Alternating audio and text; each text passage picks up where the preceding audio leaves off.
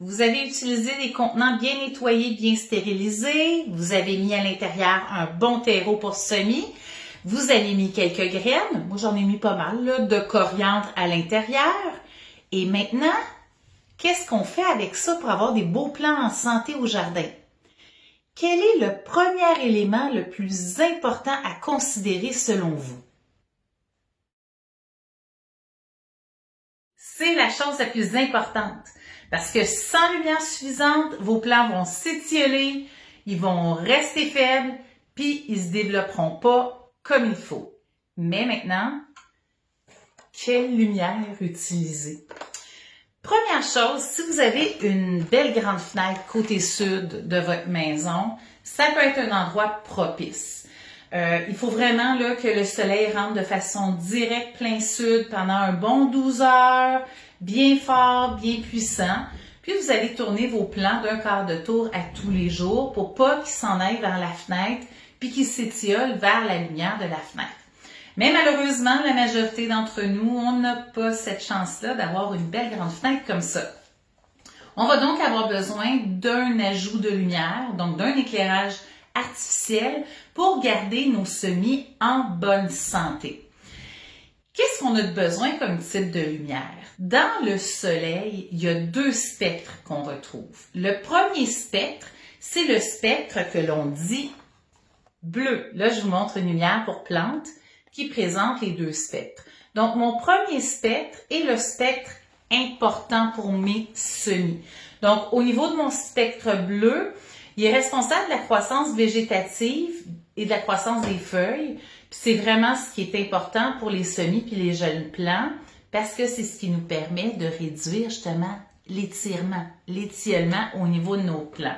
Donc, c'est donc cette lumière-là qu'on va privilégier.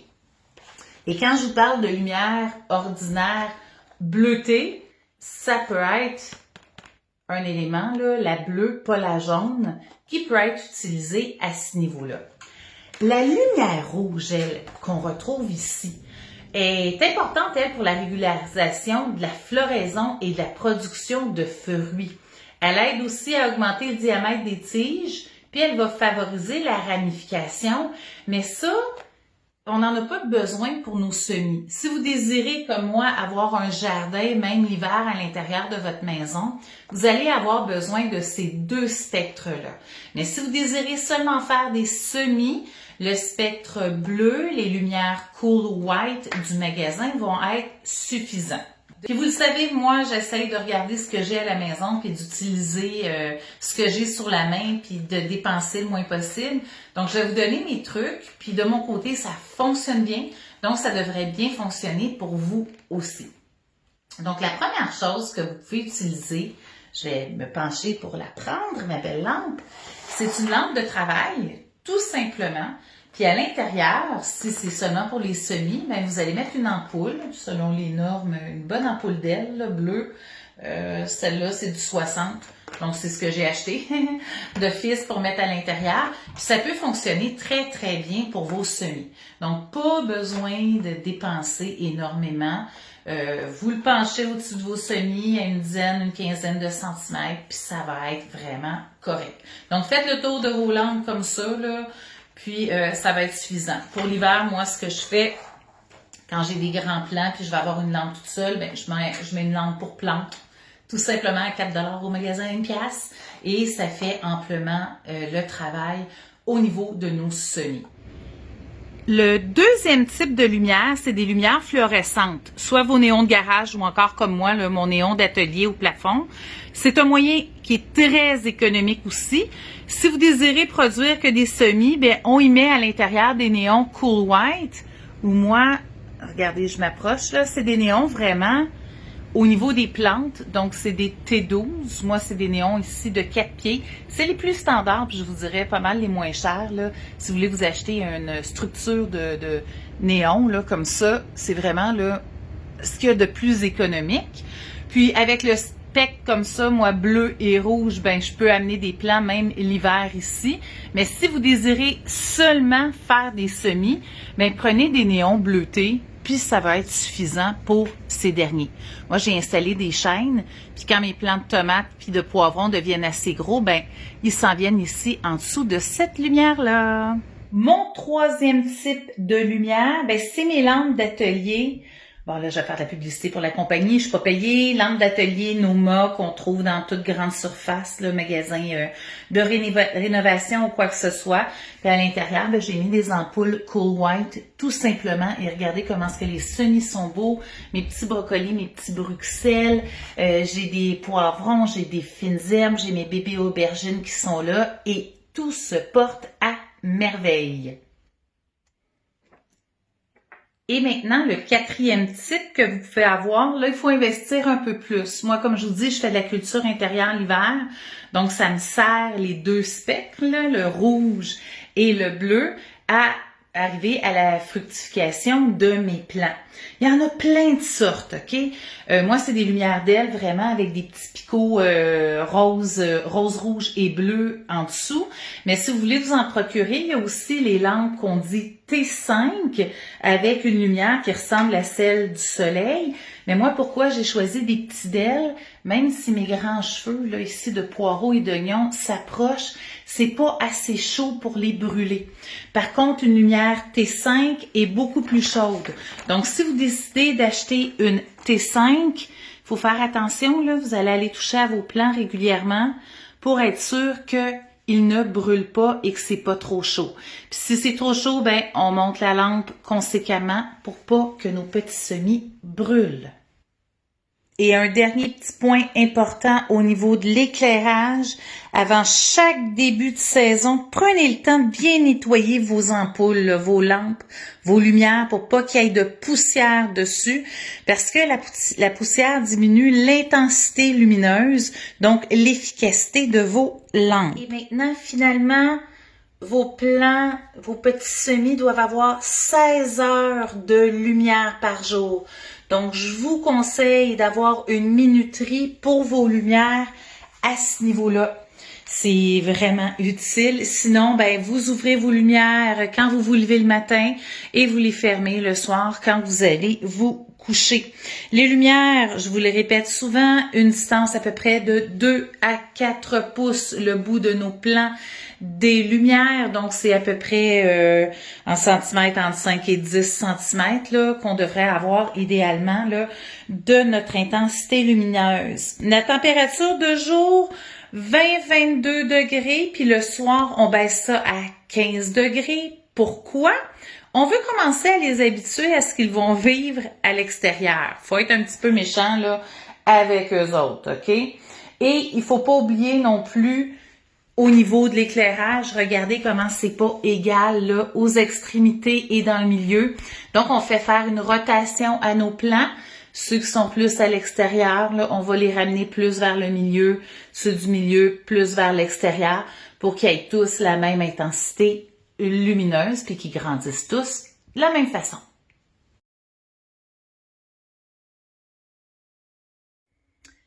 Et maintenant, le deuxième élément important, l'arrosage. Quand est-ce qu'on arrose?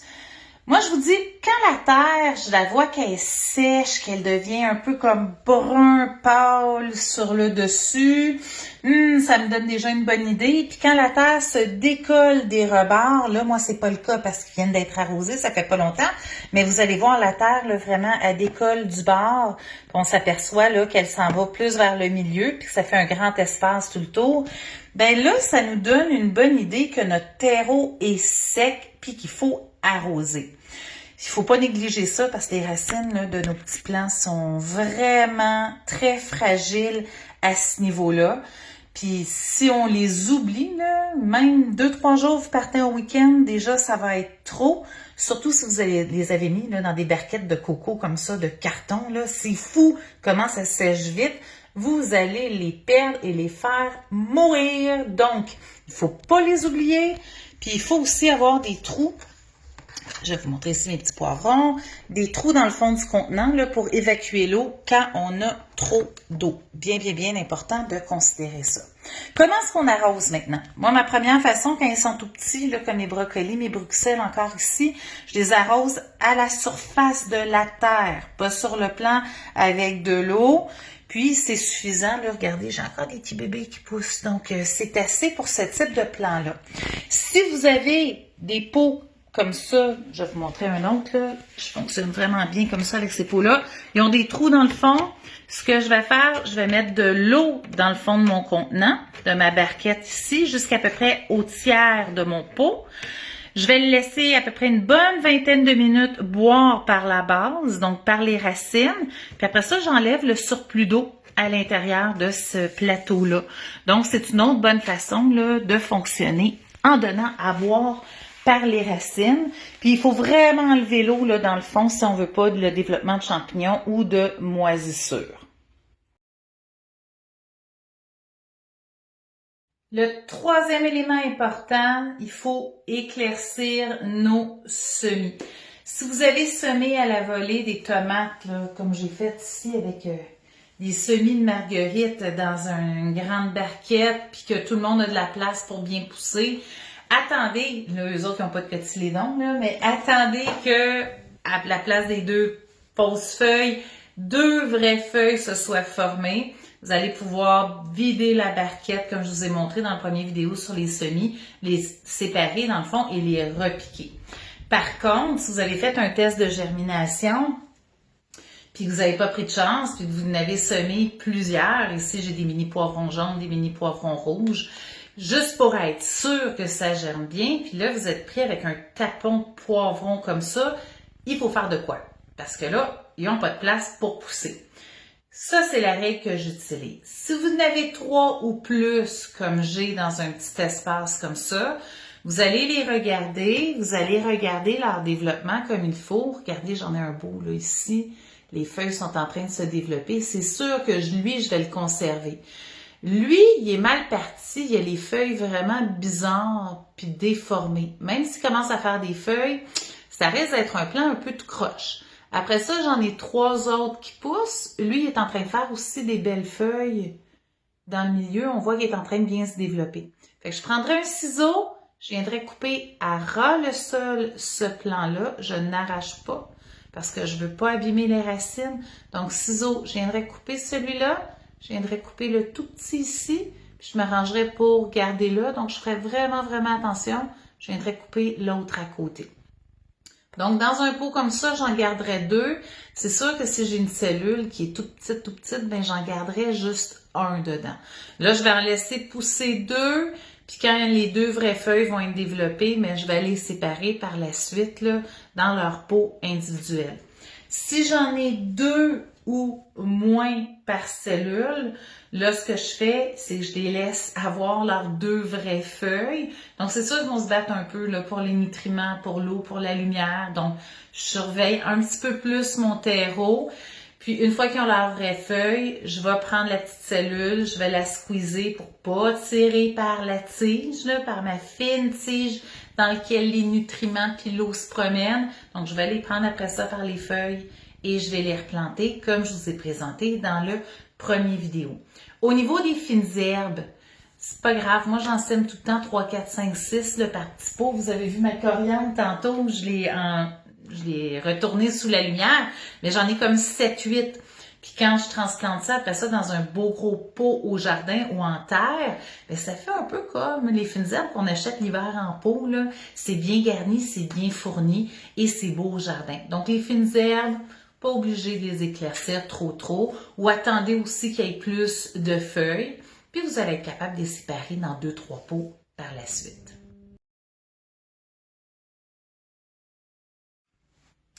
Le 4e élément maintenant, ben, nos plants, comme nous autres, ont faim et ils vont avoir besoin d'engrais.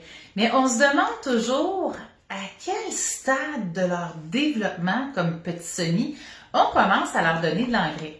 Je vais élaborer un peu plus là-dessus que dans le premier vidéo. Je vous avais parlé qu'au niveau du feuillage, à un moment donné, il faut diluer l'engrais puis leur en donner. Mais allons-y aussi aujourd'hui avec un petit peu plus les types d'engrais.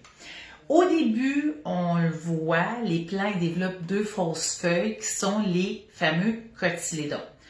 ils ont assez de réserve encore à ce moment-là pour pousser, pour aller plus loin. Donc, on donne rien à part de l'eau, puis sont encore dans le terreau pour semis à ce moment-là. Ensuite, on va avoir les vraies feuilles qui vont commencer à pousser. Quand on a des vraies feuilles qui poussent, c'est à ce moment-là seulement qu'on va commencer à leur donner de l'engrais. Quel type d'engrais on peut leur donner? Le premier type, si vous ne voulez pas en acheter, que vous avez déjà des plantes à la maison, prenez votre engrais pour les plantes intérieures. Mais là, on fait ce que je vous ai dit dans le premier vidéo sur les semis. C'est trop fort la concentration suggérée sur les contenants ou sur les contenants de poudre là, au niveau de la dilution. Vous allez mettre 2 fois plus d'eau que ce qu'il suggère. Donc, on va diluer à 50% ce qui est suggéré. Si vous dites une cuillerée à thé par 1 litre d'eau, bien là, ça va être une cuillerée à thé pour 2 litres d'eau. Sinon, vous allez brûler les racines et encore une fois, vous risquez de tuer vos plants. Et on ne veut pas ça. Les 2 engrais que j'aime beaucoup au niveau de mes plants, puis on peut les utiliser autant en push-push, donc le diluer dans l'eau puis saupoudrer le feuillage de nos plants, qu'arroser nos plants avec. C'est, oui, ça pue, mais c'est efficace, de l'engrais de poisson ou encore l'engrais, celui-là est quand même pas mal populaire, là, les algues marines que vous pouvez mettre au niveau de vos plants. Donc, si on regarde les chiffres dessous au niveau des engrais, c'est quand même 2 engrais qui sont pas mal complémentaires au niveau des nutriments à l'intérieur. La beauté aussi de l'algue marine, si vos plants sont légèrement vert pâle, diluez l'algue marine telle que suggérée dans l'eau, push-pushez votre feuillage et vous allez voir, une semaine plus tard, vos plants vont être devenus d'un beau vert foncé.